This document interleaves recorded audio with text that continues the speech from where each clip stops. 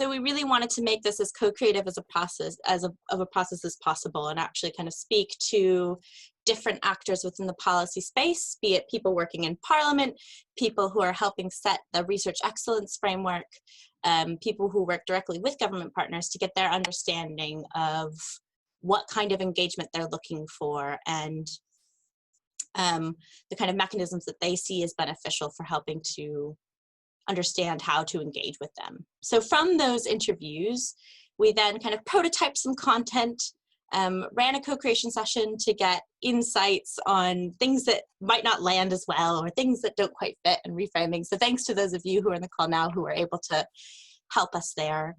We've then iterated the content, and now we're off delivering. And for you all, it sounds like, you know, you've participated in Policy 101. This course is all around pathways to impact and that how-to question. And then it sounds like there's also going to be some effective communication courses in the fall. Just to share some of the insights that we got, and this is, I think, helpful for understanding kind of how we're framing this, is so from policymakers, we really heard the fact that it's really important to understand what their needs are first. What are the pressing problems that they need to find answers to, and use that as a starting point for the conversations that we have with different bodies. They talked a lot about the importance of research and policy framing. So how you frame your research question or the problem that your research is trying to solve to then kind of fit that need of what they are saying that they're looking for. And so we're going to have a couple exercises there that really explore that framing and that putting our research question into a broader context so that we're better able to find that meeting point, that middle ground that we can start a conversation around. Very good news is that they talked a lot about empathy and kindness, and the fact that sometimes we're working with big institutions, but in reality, probably who you're talking to is a person within that. And so, you know, these are all institutions that have been created around people, and the kind of importance of touching on that human side and that kind of empathetic side is really important. There's also a lot of talk around complexity of policy partners, and I think sometimes the kind of policy cycle and the policy process is something that can be described as A goes to B, but in reality it feels like it's all over the place, and there's lots of different norms and values and kind of mechanisms happening that it's important to try and understand and try to fit your research within. So we'll also explore how that can be done. And from the UCL networks that we talked to, and also thank you all for input from the survey. We'll kind of talk about what we learned from that as well. There's a lot around thinking about networks, relationships, and collaboration. How can you as a researcher in this room build relationships with these different actors, get your foot in the door, feel like research impact is something that's actually feasible?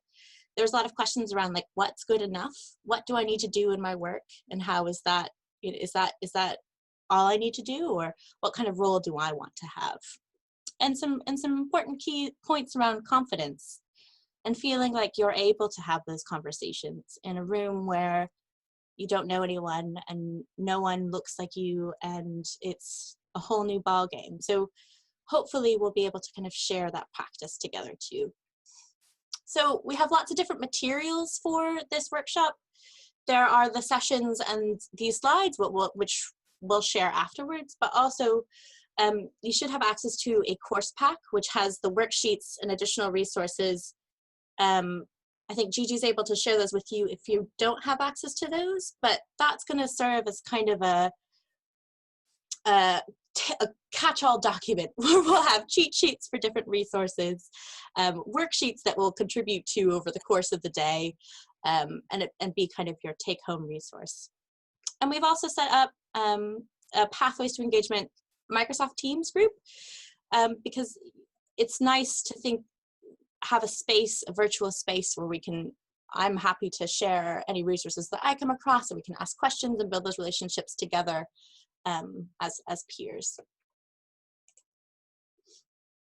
And setting the tone just for the conversation today, this really is hopefully a space where you can reflect on how you can engage with policy within your own work. Some of these things you might have learned already, or you might reference back to things that Audrey's already covered. But it's going to be a focus here on how we actually apply that to practice. So thinking about research impact within your own work and how we motivate that and frame that. So some of the learning outcomes that we're hoping to cover. So what we heard a lot of was the fact that research impact felt like this big nebulous, scary cloud that didn't feel feasible or accessible. So we're going to think about and use lots of different case studies to demonstrate what that can look like in practice. We'll learn about that how to with some of the different audiences, including UK government and different decision-making bodies, from parliament to third sector to what work centre. We'll talk about navigating power and complexity within decision-making process, and how much you want to do and are willing to do within that space, because it can be burdensome and it is, you know, an extra kind of facet of your career to think about. We'll learn about those different engagement mechanisms for working with decision makers, about problem framing within our own research questions, and how we use that problem framing to help build that common ground. And we'll also tap into some of the existing resources and opportunities that can support you. So from fellowships to funding opportunities to existing kind of schemes at UCL that exist that some of you might be aware of, but I think it's good to highlight those again. And some of the survey responses, I think it was really helpful to hear everyone's perspectives on kind of what your motivations are, and yeah, how we might be able to tap into this. A lot of the kind of themes were around how it can be really difficult to know where to start, and how to identify and approach what policymakers are relevant for different types of work. And that sometimes it's really hard to think about how this fits within competing work priorities, from teaching to your own research to mentoring others or being mentored. It's a lot to kind of tackle, as well as, you know, things like language barriers, the lack of diversity in these different spaces that we have to operate in between. So thank you all for filling out the survey. Just to reflect on what was covered in that Policy 101 course that Audrey has run for us. In your cheat sheet slide pack, you should have this kind of cheat sheet that summarizes what Audrey has covered. And there she was able to talk about like why we engage with policy in the first place, the types of evidence and interests that parliamentarians and their staff have, different ways to engage with policy in professionals, be it all parliamentary working groups or calls for different evidence, and then different interests between different think tanks, private sectors, lobbyists, campaigners, etc. And we'll explore too kind of how we take those interests and how we might use them to inform how we communicate. So in our first kind of activity this morning, I'm hoping you all have tried out Slido before. If not, if you go to slide.do and enter that hashtag 59933 and write what are the 3 words that best describe research impact to you. And I think it will be interesting to see kind of what common themes come up. I don't quite understand. Are we meant to scan the barcode? So if you're on your phone, you can scan the barcode and that'll take you straight to the question. Otherwise, if you go to slido.com, it'll ask you for an event code, and that's just the number 59933, and that'll take you straight to the question. Okay, great. Interesting that change has come up as the kind of number one. Lots of different people are talking about change. And it'd be interesting to explore kind of what kind of change we're thinking about. So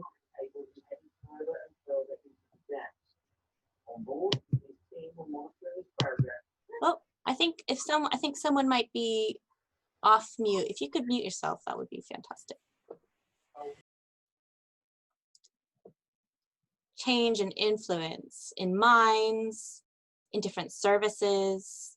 So thinking about how research can help kind of change the status quo in one way or another, hopefully using the kind of positive insight that we gain from research to then positively influence the types of decisions and services that are happening. So I think this is kind of an important point that I think it would be great to discuss together.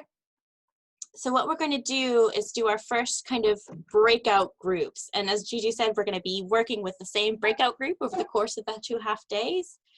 But in this, it would be great to hear from you just an introduction to each other. I don't know that all of you know each other, and say a little bit about what it means to you and what you wrote and why. So we're only going to do this for about 5. Hopefully you got a chance to know each other a little bit better and introduce yourselves. It's a kind of a big group. So if you have a question or comment or anything, just introduce yourself to me so I get your name, and that would be really helpful.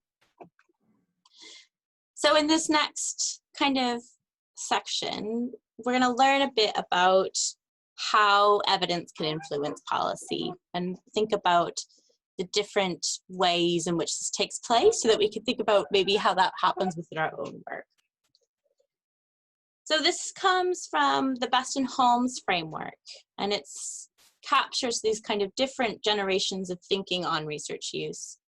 And really, when they say research use, it's really about that kind of research translation aspect. So how does research evidence get into the hands of different decision makers to then inform change or inform action, as so many of you kind of indicated in the Slido? So we'll work through kind of each of these different levels, but it talks about kind of the linear approach, so which is around how we publish our research and the ways that how we publish and communicate our research can facilitate that research uptake. The relational aspect of this, so how different networks and kind of more structured relationships that we build between ourselves and others working in decision-making contexts, how we can foster that. And also thinking from the more systems level, so what needs to be in place, what incentive systems need to be in place, what kind of infrastructure needs to happen in order to promote that kind of research uptake and research engagement from the side of government. So on the linear side, thinking about how we publish and how we should communicate. It's about thinking around how we disseminate and communicate our research. And you'll learn a bit about communicating research in the next course, but also this is around the kind of, you can think about, I produce research and I hope that someone is going to use it to then inform practice. And from the policy side, it would be, I need one piece of research to help inform that practice in one way. So kind of an example of this, and maybe this has a kind of different elements of both a linear kind of push-pull and a more relational model, is Helen Chatterjee. And if anyone's worked with any of the kind of case studies that we have throughout, do let me know. I'm sure you're able to kind of share more insights even than I have on deck. So in 2013, she published this report that was around museums, health, and well-being, which kind of drew together research around best practice of museum interventions to improve well-being and health through social interaction. So through this research, she's thinking about, okay, how do these museums impact well-being? And this drew interest from funding bodies, such as the Arts and Humanities Research Council, which said, yeah, this is a great idea. Well-being is a really big policy kind of space right now, and we're looking to fund kind of innovations within this that help us understand how we can improve well-being, decrease loneliness, especially with kind of an aging population. So she was funded to investigate kind of the potential of museums on prescription as part of this broader social prescribing landscape for older adults especially. And through this, she established the National Alliance for Museums, Health and Wellbeing Consortium, using Arts Council England funding in 2015. So as she's gaining different funding, she's developing the evidence base in this space. She then is called to present at the Museums and Health Roundtable at the House of Lords, which was through an all-party parliamentary group on arts, health, and well-being. So this then informed a white paper, a culture white paper, to help kind of promote and provide best practice around how to improve well-being and how arts and culture can also contribute to many kind of beneficial health outcomes, something that Nesta, the foundation I work for, is really interested in. So this kind of museums on prescription model has since been adopted as a result of that kind of work in museums across the UK and Taiwan, Singapore, Australia, leading to more and more research being produced around this space. And she continues to be an advisor to the all-parliamentary group for arts, health, and well-being, and is currently on a steering committee to establish a new National Creative Health Center. So you can see how one piece of research in this area of museums, health, and well-being fit a kind of policy area that was of interest to different funding bodies, which led to the funding of more research. And you can kind of see this back and forth push and pull of how this specific area of research then led to an expansion of it, and how that expansion of that research area was able to then contribute to government best practice, both through the white paper and through kind of funding for centers that promote this kind of work. So this next kind of area is around the relational aspect of things. So how do we share knowledge between academics and policymakers? And this kind of comes through a much more kind of structured and ongoing and iterative relationship in terms of building those professional partnerships, thinking about the different incentives that might exist in policy systems versus research systems, and finding that common ground to then build a relationship and work together around. It also involves that fun area of research capacity building and impact capacity building, which I really love. So thinking about what kind of critical scrutiny skills does a policymaker need? What do they need to know about research methodology and practice in order to consume the best available research? So to kind of illustrate how this relational kind of practice comes into play, I'm going to tell you the story of a dear colleague and friend of mine. This is Dr. St. Kizito Omala. So he is a senior lecturer at Makerere University in Uganda, as well as holding an advisory post at the Uganda National Examinations Board. So basically what they do is they set the test precedents for all of education for school-age children in Uganda.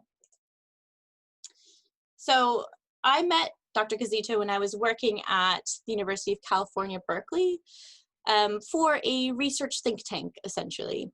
And he had applied for a visiting fellowship there, which brought him to UC Berkeley, where he was able to kind of meet with different professors working in the education space, working in the development space, take some advanced courses in microeconomics, macroeconomics, and network with a ton of people and a ton of different organizations that SIGA had as their role as this kind of third sector think tank.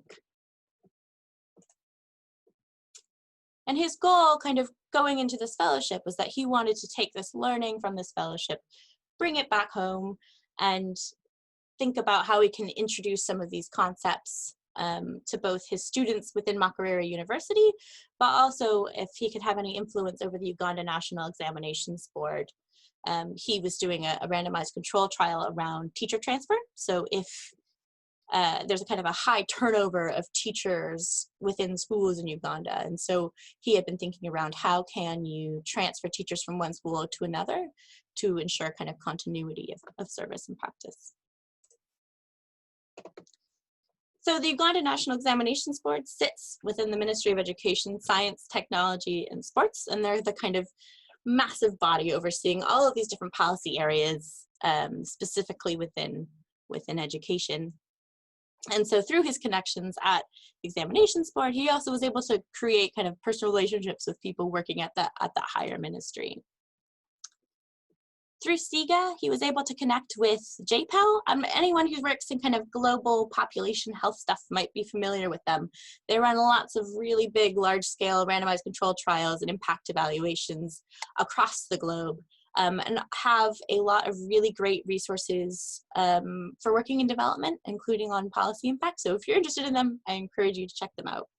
But through SIGA, he was able to connect with JPAL, who had already produced a lot of evidence in the space of teaching at the right level, which encourages teachers to teach students not based on their age, but instead based on their current kind of assessment capability.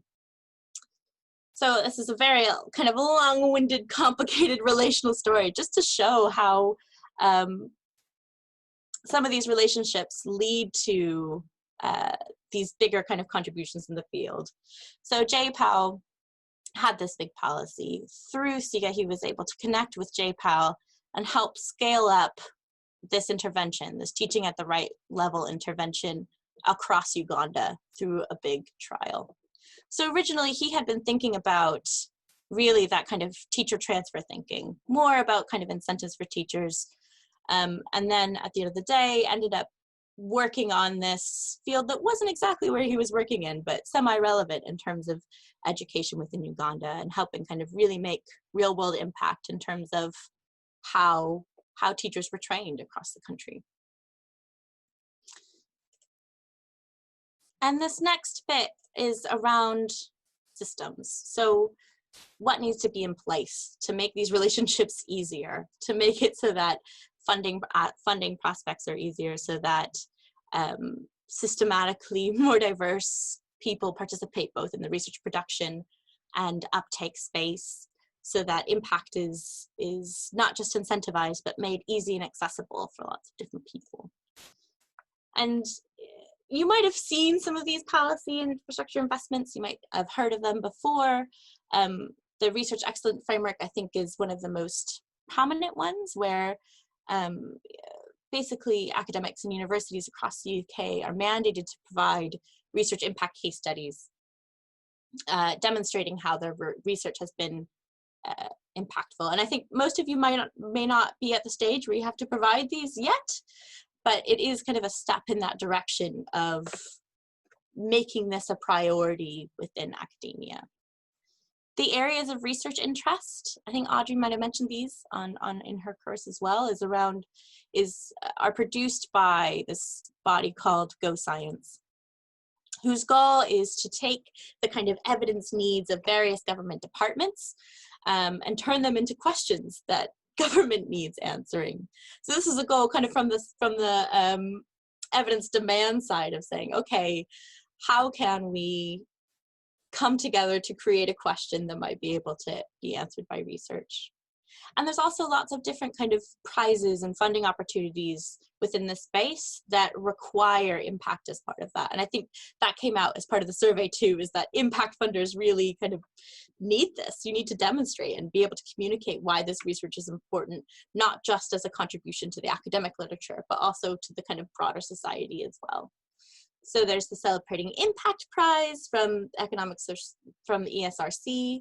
UKRI has a Strategic Priorities Fund, which also kind of funds promising research that demonstrates the ability to work with different policy bodies.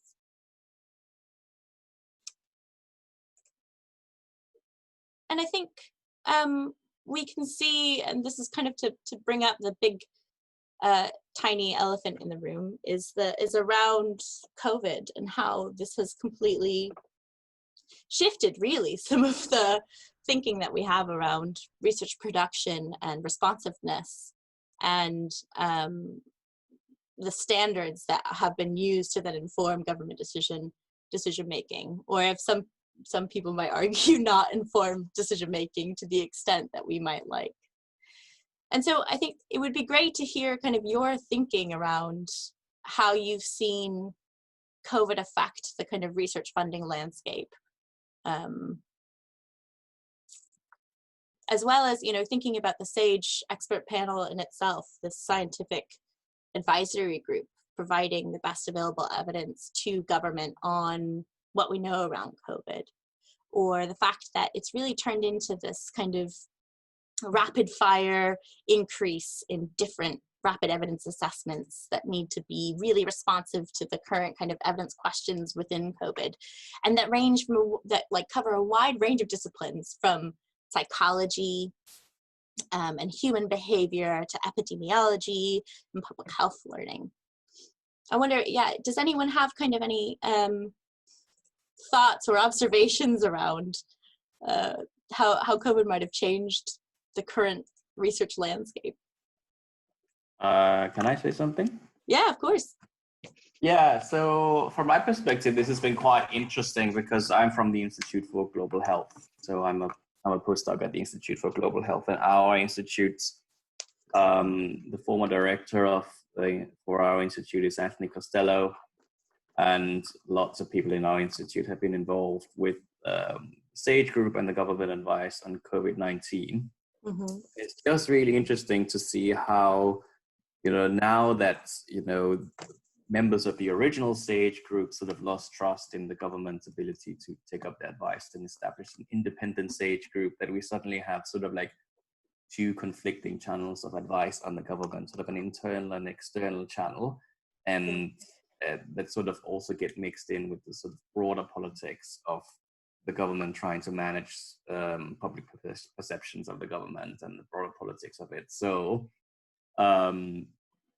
it doesn't become this kind of neat linear passage where you get the best available evidence and it goes into the government and then they present options and you choose from them. But it becomes much more like everybody piles on with different pressures from different directions, and then the government kind of yields in whichever direction there's least resistance. Yeah, I think that's a really kind of interesting observation around the fact that it's the political kind of aspect of things. The kind of evidence-based policy or policy-based evidence also kind of comes into play, and that even within the evidence that's used to kind of demonstrate that a particular policy is the justification for a particular policy, that's been chosen by them to be the selective evidence, right? It hasn't been maybe the systematic review of all the available evidence. It's been kind of what they choose. Anyone else kind of have thoughts on or experience within this? Sides of the field really coming together, right? To think about, okay, why haven't we taught people about this? Or is this not something that's included within our career progression incentives at the moment? Because if it's not embedded within that kind of progression practice or within the learning that you get in onboarding or throughout the mentorship that you receive in your career, then it won't change. And so I think, through COVID, it's been, for someone who's geeky about this like research translation space, it's been fascinating to see how, relationships are forming more rapidly, or how government is being more open and communicating, saying, hey, we need evidence in this area. And you wonder, as was mentioned around, like, why hasn't this been done for things like climate change or, other really big, from health to medicine to, across the board, big policy areas, problems that maybe we can think about how this can be replicated for other kind of crises, right? Yeah. Anyone else kind of have thoughts around the space? We're talking to really emphasizing the fact that it's really important to think about, as academics, the different norms and values and cultures and processes that exist within an institution, to then kind of inform the way that you engage with those institutions. So to get us started in this, we're going to go back to another Slido. And if you could answer maybe, what are some of the political challenges that you foresee with policy engagement? And we'll talk about kind of personal challenges later on, but this is specifically around, thinking about maybe the politics or the kind of deadlines that they're working to, or how different kind of structures prevent that collaboration from taking place.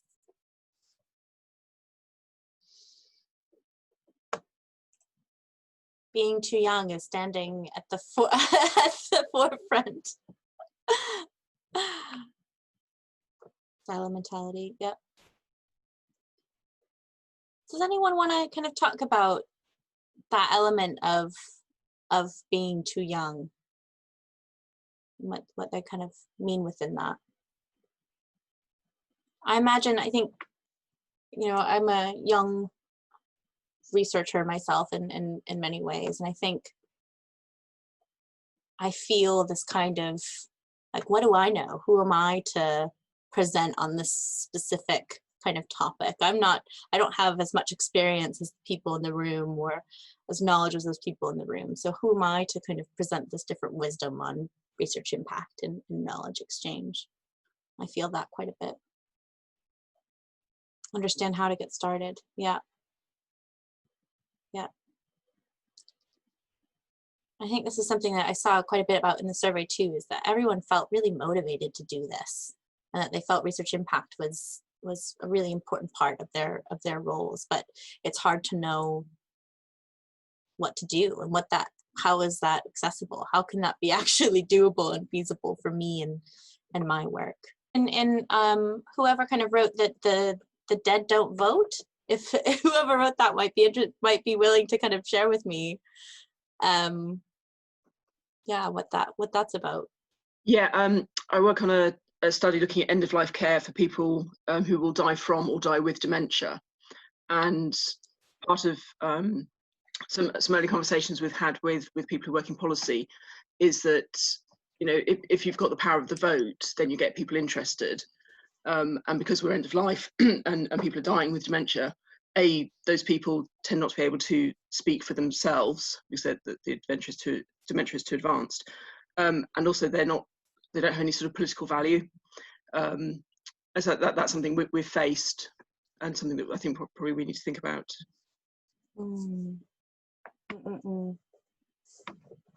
Yeah, it's really interesting. I have also another sort of experience. I don't know if you've encountered that in your political engagements, which is that at least in I also work on a campaign to address racism against East and Southeast Asians in the UK, and in this, over the course of this campaign, every time I have talked to an MP, the first thing they want to do is try to get me to join their political party, rather than actually listen to the issue that I want to raise with them. So it's also that political engagement, it's kind of like a two-way process. Like, you think of it as influencing them, but they also have an agenda that they want to influence you back in some way. And so sort of that can make it tricky. I can't imagine how difficult that conversation must have gone. Yeah. Yeah, it's a bit of a wrestle.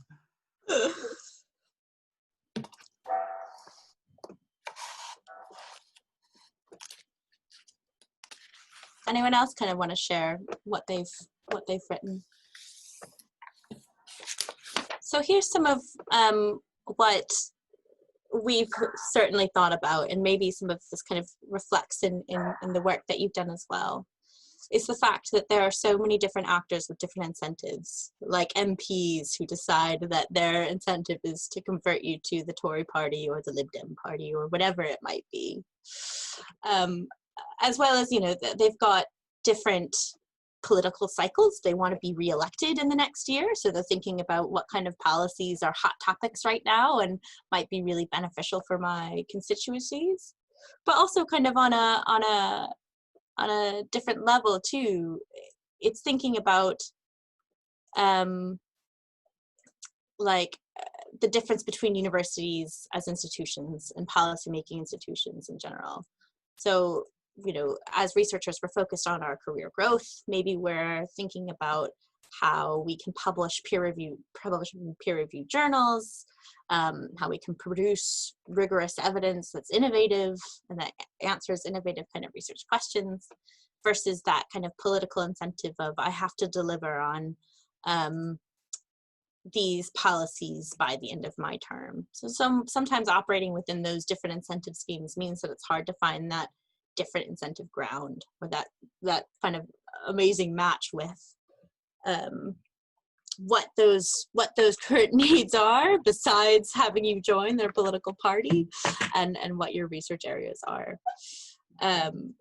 There's also the kind of institutional norms and the proliferation of these institutions, both the kind of big formal structural institutions, but also the kind of cultural norms that happen within an organization, which range to practices that form the basis for how evidence might be used and understood, to what drives their kind of decision making, to kind of how they collect evidence in the first place.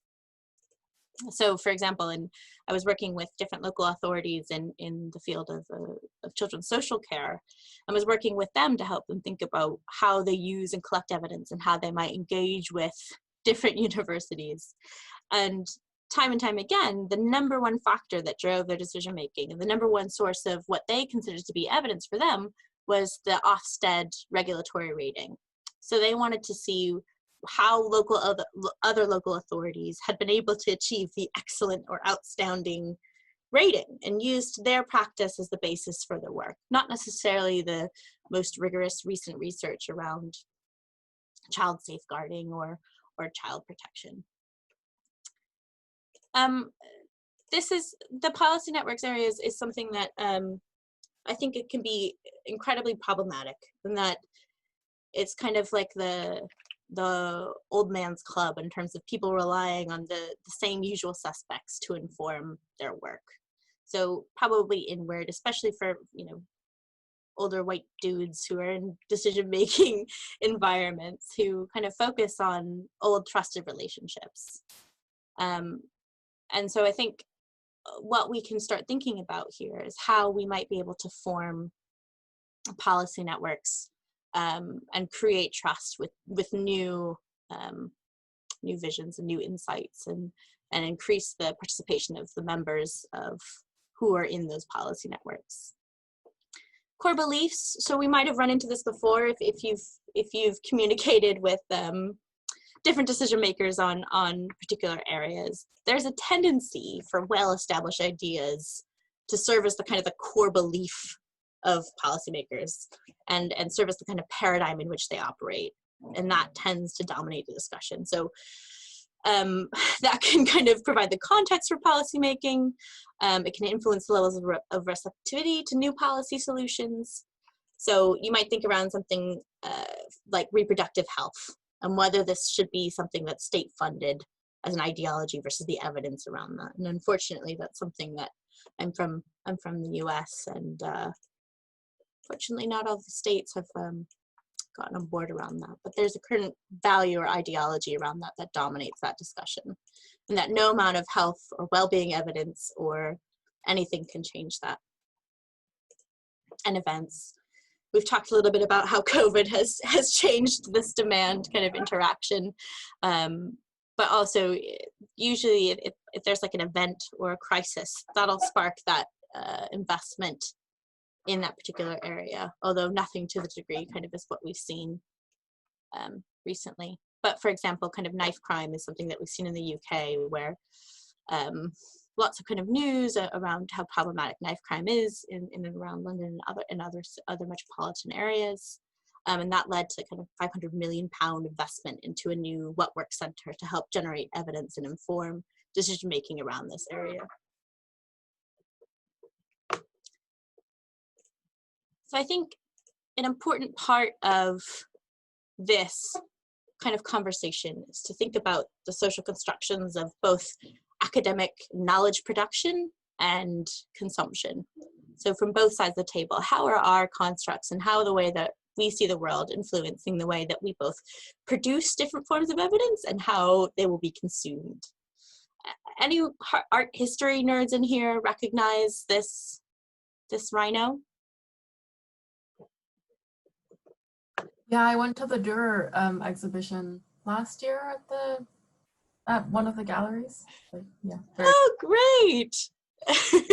So this was shared with me by actually my a friend of mine who's getting her PhD in art history, and specifically on the kind of way that science has been, the narrative of science and the practice of science has been shaped and molded throughout time. And it's a really interesting kind of story. So this is Albrecht Dürer's rhinoceros. I might be mispronouncing his name, but he was a Dutch painter from the 1500s who's quite well known, as Audrey just went to an exhibition on him and still is to this day.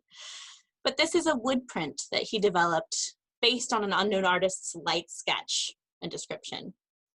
So that unknown artist had seen a rhino, done a light sketch and description, and Dürer thought, okay, I'm going to take this and make it into a big depiction of what a rhino looks like.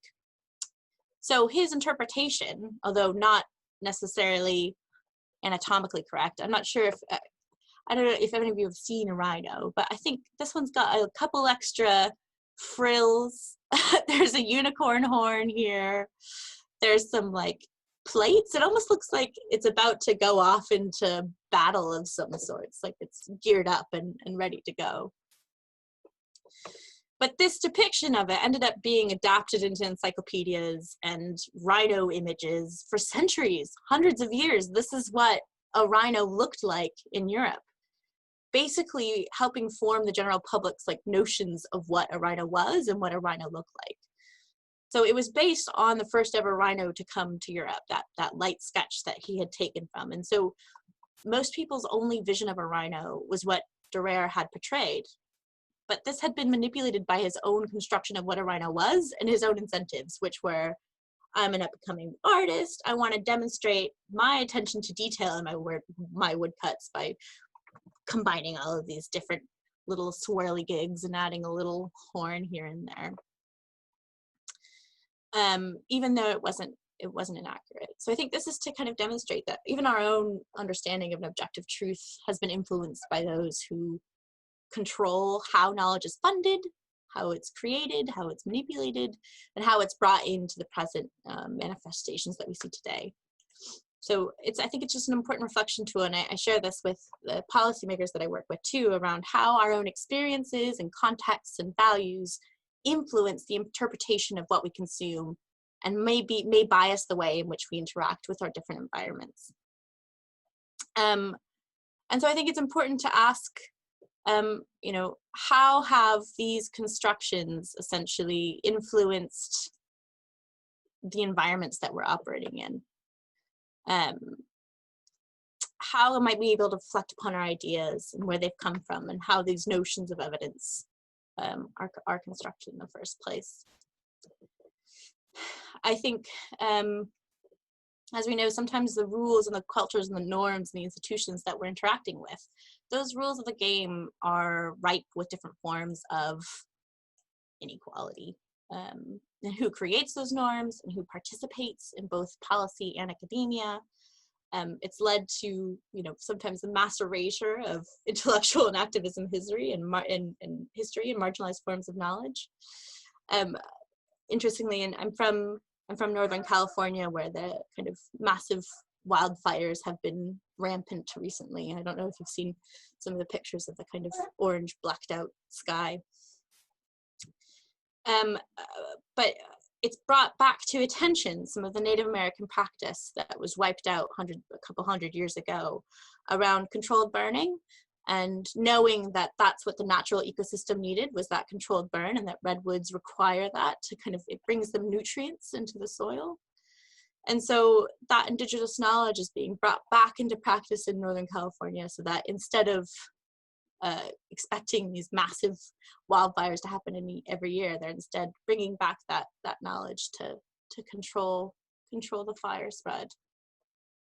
And I think it's, you know, the respect for these different forms of knowledge claims and the opportunities to communicate or engage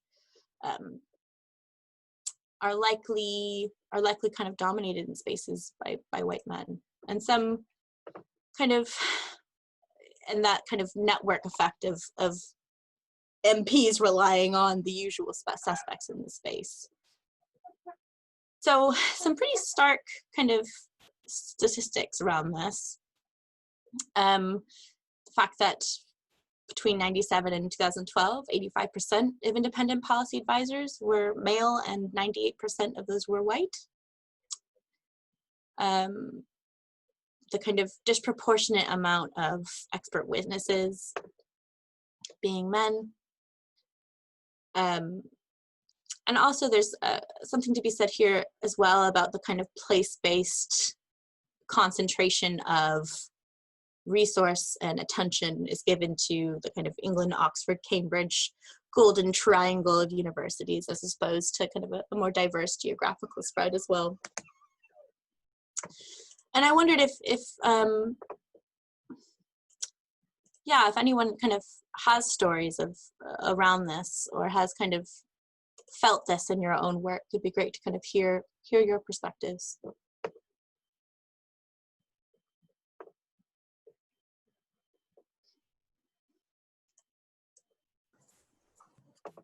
Yeah, just to say. Oh, sorry, go ahead, Rachel. No, you go first, Rachel. Oh, sorry. Yeah, just to say something I've been thinking about lately. I went to a workshop on it's called Reclaiming STEM, and they did a workshop about decolonizing our sort of STEM curriculum and just thinking about like exactly what you said about where our ideas come from and who decides what our knowledge looks like. So thinking about who has been kind of marginalized and it's not about taking away what we already know. It's about expanding our understanding, I think. Because recognizing what diversity has to offer rather than saying, okay, well, we're going to stop listening to this group of people. That's Yeah.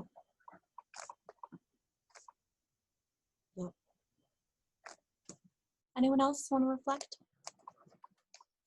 I think just in the case of like the usual suspects being old white men, I've been paying attention to like the Science and Technology Select Committee's inquiries because they've got two sort of around COVID right now. And you can see in the oral evidence sessions, when they publish them, the people who are being called on to provide oral evidence are often still the old white men from Oxbridge, and just the same names that are being pulled again and again. And there might be one woman thrown in there, I guess, but then also there's just no racial diversity either. Yeah.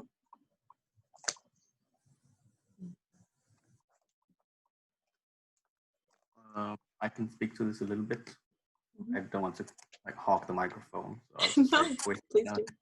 Yeah, but I guess this is also what we have found in our anti-racism campaigning, that it creates kind of burdens on the two MPs of color that then remain, because then they have to carry all of the anti-racism work for their constituency, for their particular race, and then it becomes very difficult for them to support anything else other than just the anti-racism work for their particular color. And obviously this is not the kind of system that kind of functions if you have to deal with issues that pertain to race and colonization. Something that I've been thinking about too is the kind of tokenization. If you have one representative of or if you following kind of the backlash of Black Lives Matter too, you had lots of different organizations who all of a sudden were saying, okay, we're going to have our board no longer be all these white dudes, or we're going to now hire a diversity specialist. But it's kind of like that's not changing the system, is it? It's just virtue signaling in a way, saying, look, we're thinking about this, without actually changing how the support that people receive, or the faces that are in a different body, or the practices and safeguarding and networks that actually help change that status quo.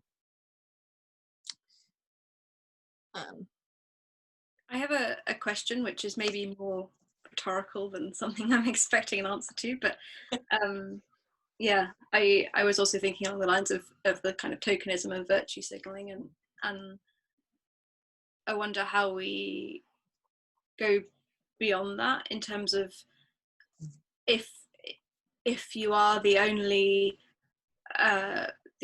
woman or the only disabled person or the only person of color in an organization, how do you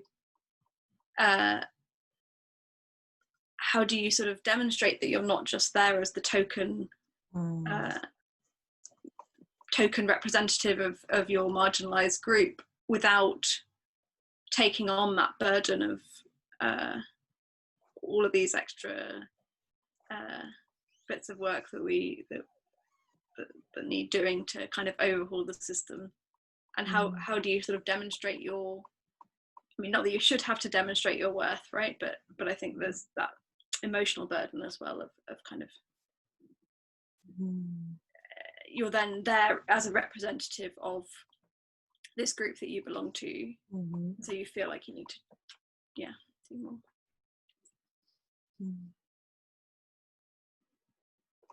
Anyone here have kind of thoughts or experience around that?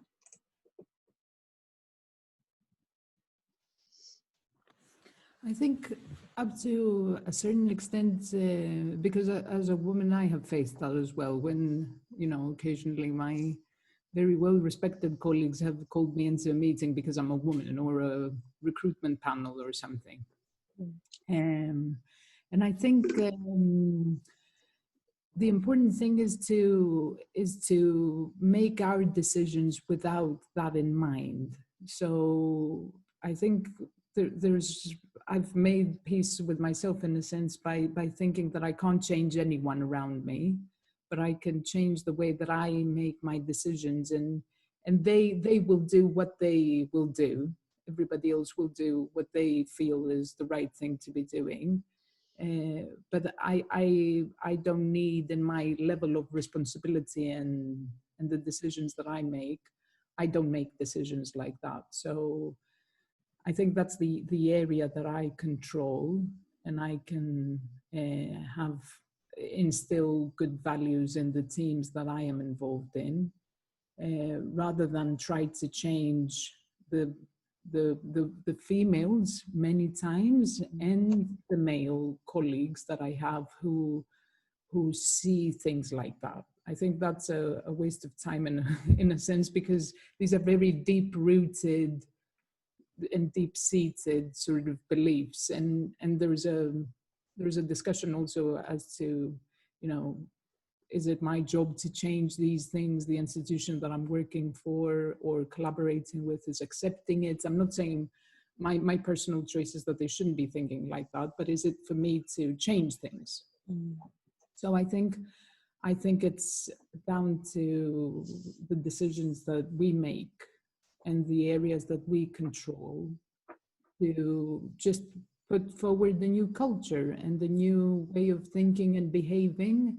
And when we do have the authority and the power to say, no, we're not going to decide like that. We're going to decide the way that I think, because I don't care if it's, you know, a woman or a minority. It just has to be the right mix of people to make a good decision, and that includes diversity. So I don't know, maybe I'm wrong, but that's the way that I've kind of made peace and limit my interaction, because I think it's kind of soul destroying as well to try and engage constantly with the level of how backward looking we are many times in the academia, and also from what I'm understanding here in policy as well.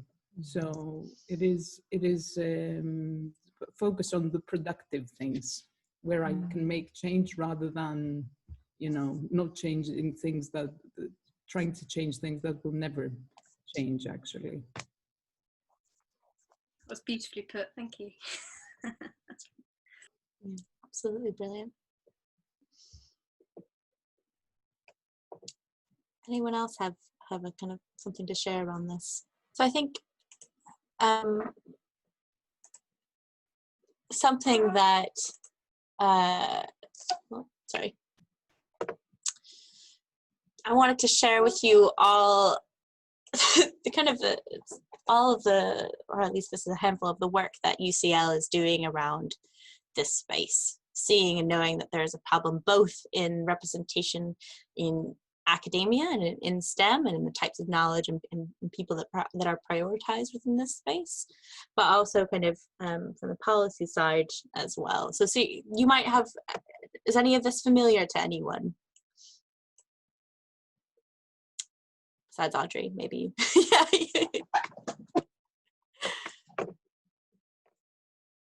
But there's some really kind of great projects here. Maybe I'll talk about a couple of them. The BAME Awarding Gap project.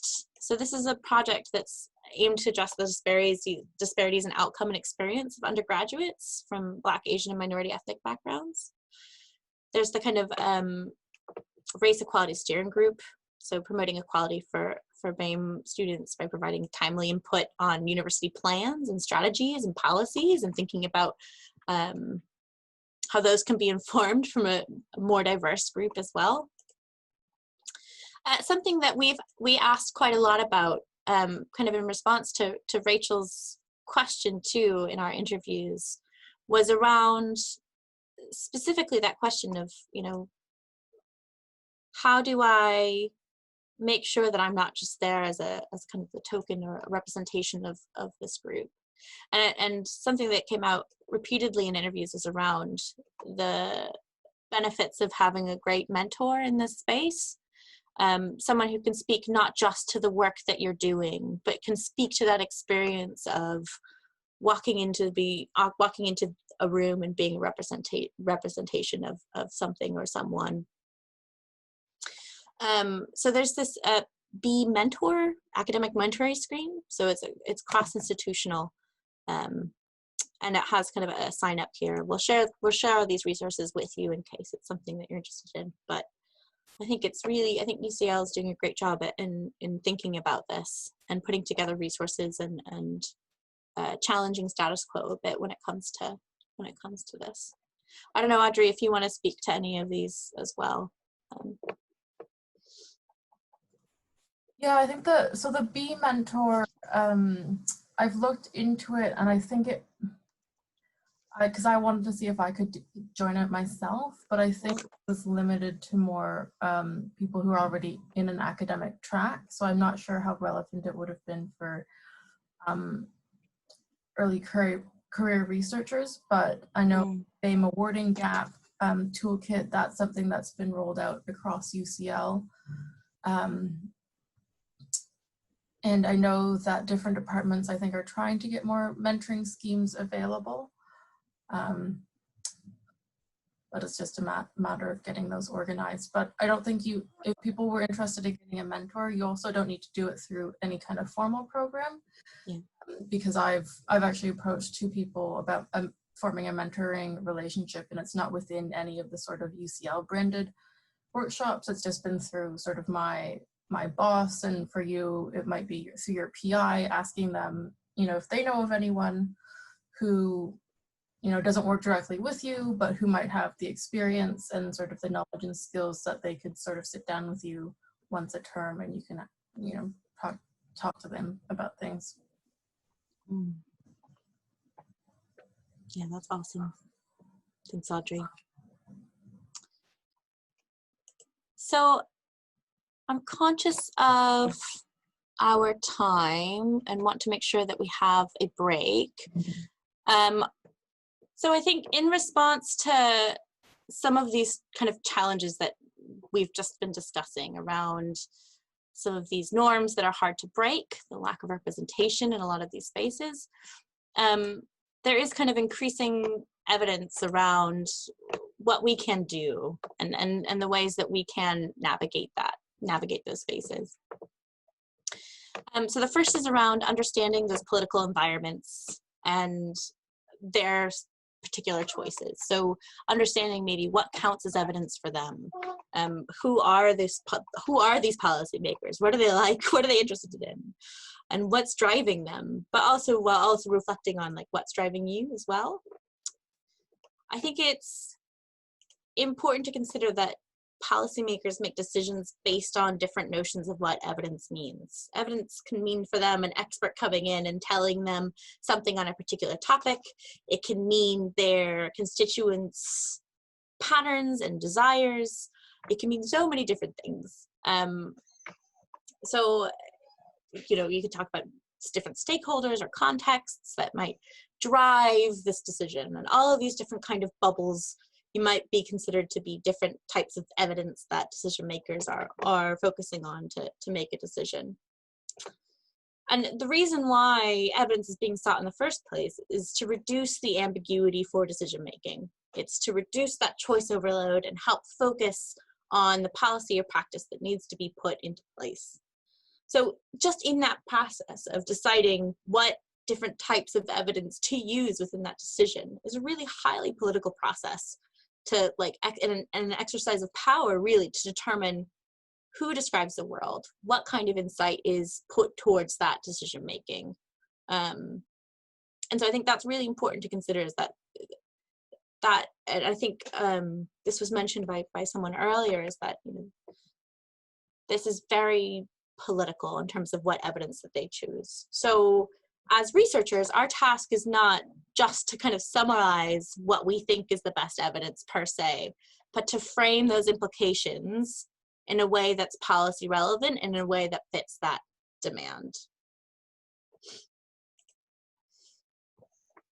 The second piece is around adapting to complex policy environments. So figuring out where that action is, what are the different actors? And by actors, I can mean anything from the researcher working at Parliament who focus specifically on an area of research fairly similar to what you're conducting.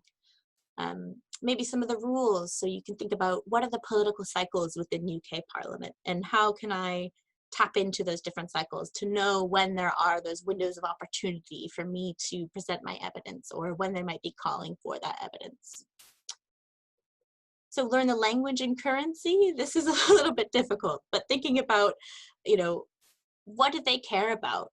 Is it about building the kind of voter base? Is it around particularly advocating for a certain position on a certain policy?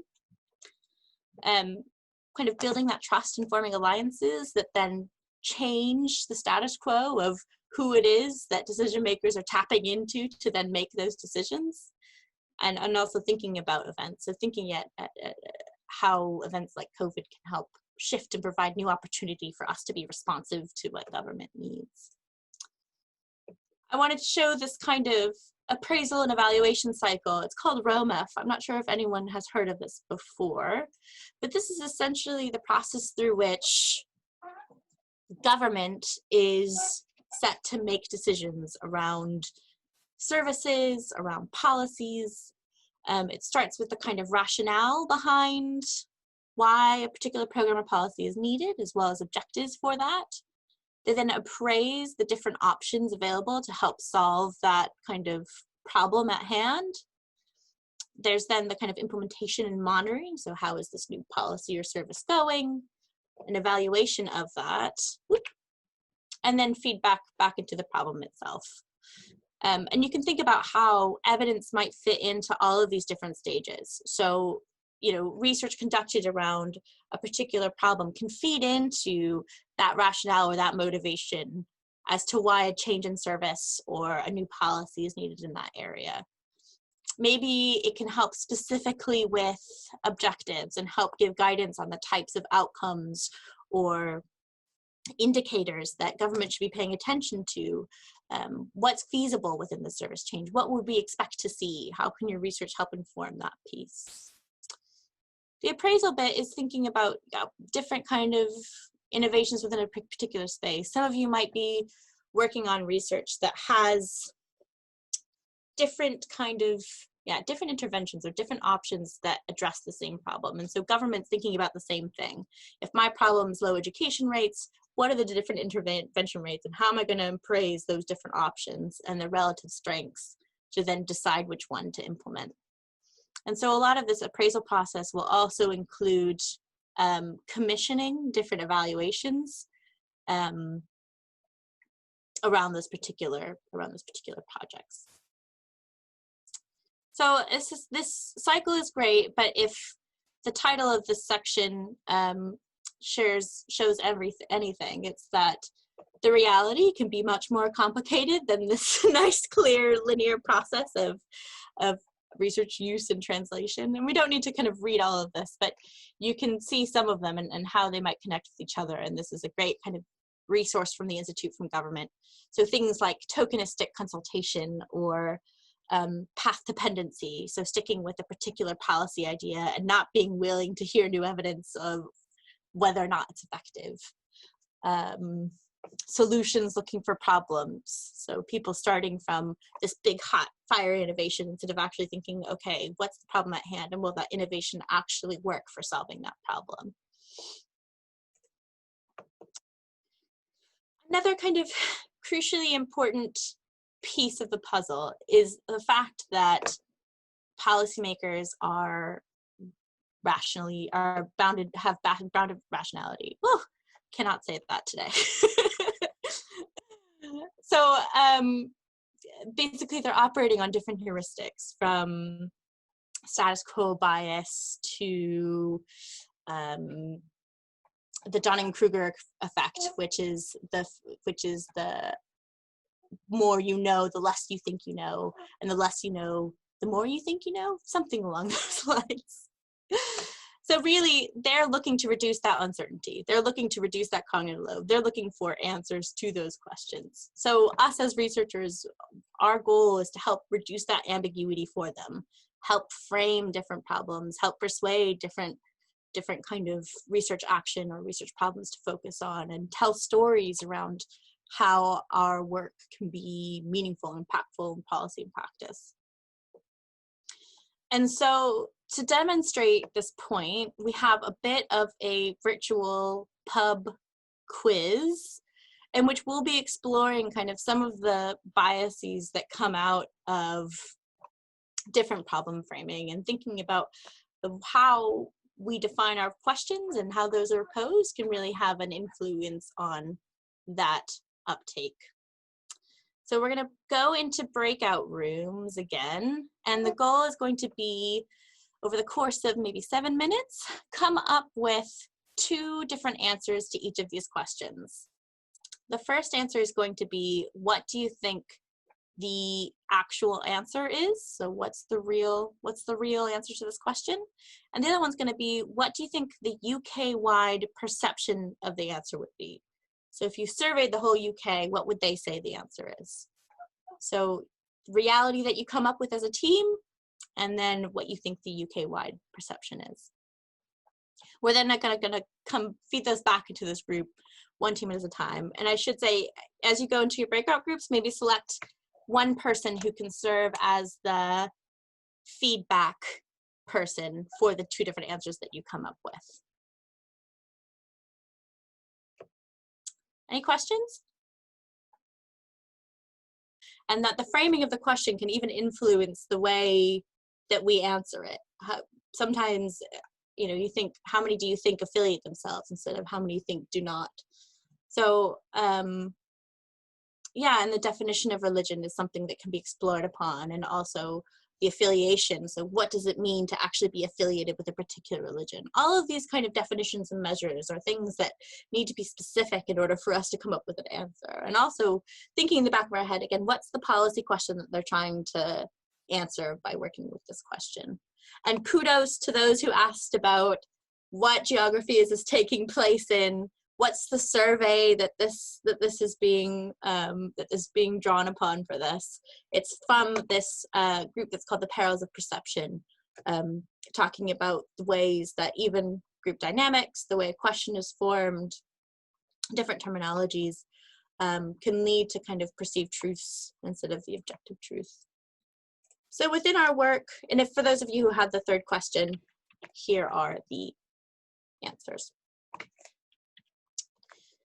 So thinking about our own research and why I thought it is worthwhile to do this exercise is to think about both in the questions that we're receiving and in the research that we're producing, what key term in your research might have multiple meanings especially when we're thinking about non-expert audiences. So things like obesity or things like practice or religion. How do we be specific about those measures, or how might we be able to inform someone who's asking that question around how that might be broken up or what that measurement might look like?